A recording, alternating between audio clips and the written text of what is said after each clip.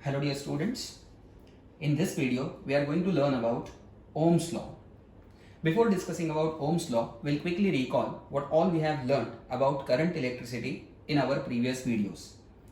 We said that current is nothing but flow of charge and negative charges they flow in the circuit.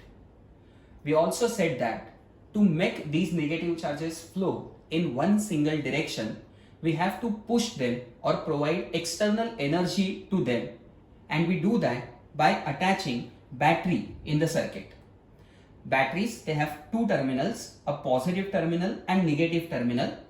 Positive terminal, it is at higher energy level, so at higher potential, whereas negative terminal is at lower potential, and energy moves from positive terminal to negative terminal. Now, we have learned that electrons flow in one direction only when you apply external energy by using battery. Here in this circuit, you can see that we are using battery of 20 volt. What would happen if I increase this potential difference of the battery? That is, in place of 20, I use 40 volt potential difference in the circuit. You can understand that electrons get energy to move in the circuit by this battery, and so if you increase strength of this battery, then even the charges moving in the circuit will be experiencing greater push or greater force. So the rate at which the charges are flowing, that will be doubled if you increase the external energy provided by battery. So in the place of 20 volt, if you use 40 volt battery, then the electrons moving in the circuit, they will be experiencing double the push than previous, and hence rate of flow of charge will also be doubled. We know that rate of flow of charge is nothing but current. So we can say that if you increase potential difference connected in the circuit, then even the rate of flow of charge in the circuit increases. What kind of relation you can form between potential difference and current over here? If potential difference increases, even current increases because charges will be experiencing more push. So we can say that potential difference applied in the circuit is directly proportional to the current in the circuit, and this is given to us by a law called as Ohm's law. The statement of the law is given over here. It states that as long as physical state of conductor remains same, the current in the conductor is directly proportional to the potential difference applied across the conductor. So whatever current is flowing in the circuit over here is directly proportional to how much potential difference you apply across the conductor. As I said, if you double this value of potential difference, the charges will be pushed with double force, and so even the rate of flow of charge will be doubled, giving you double value of current. So we say that potential difference and electric current in circuit, they are directly proportional. One thing we have to understand over here is that what does this start of the statement means? That is, as long as physical state of conductor remains same. Note that when you increase the potential difference, there will be greater current in the circuit. You must have idea about this, that whenever electric current flows through circuit, there is heating effect in the electric conductor. That is, upon passage of electric current in the circuit in the conductor, temperature of the conductor rises. So imagine if you go on increasing the potential difference, even the current in the circuit will go on increasing. Subsequently, temperature of the conductor will also go on increasing. And there is a limit until which conductor will be able to hold this high value of heat in itself or temperature. If the temperature increases beyond the limit, then the conductor may change its state, and from solid it may turn into liquid. So the law considers only single state of the conductor, and so we say that as long as physical state of the conductor remains same, Until then only the current in the conductor is directly proportional to the potential difference applied across the conductor. Now, how do we explain this law in mathematical form?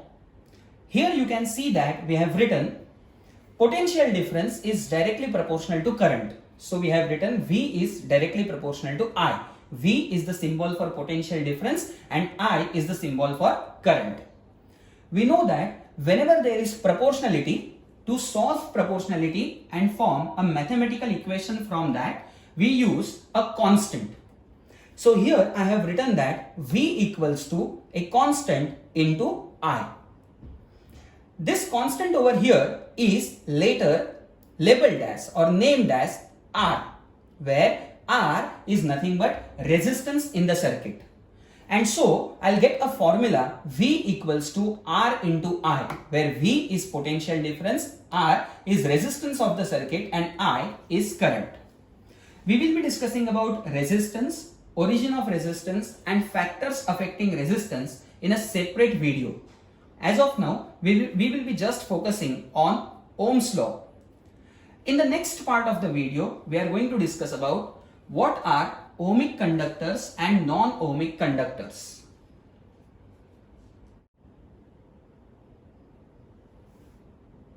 Now, in the second part of the video, we are going to discuss about classification of conductors as ohmic conductors and non-ohmic conductors. We learned in Ohm's law that as long as physical state of conductor remains unchanged, potential difference and current, they are directly proportional. The type of conductors which follows Ohm's law, they are known as ohmic conductors.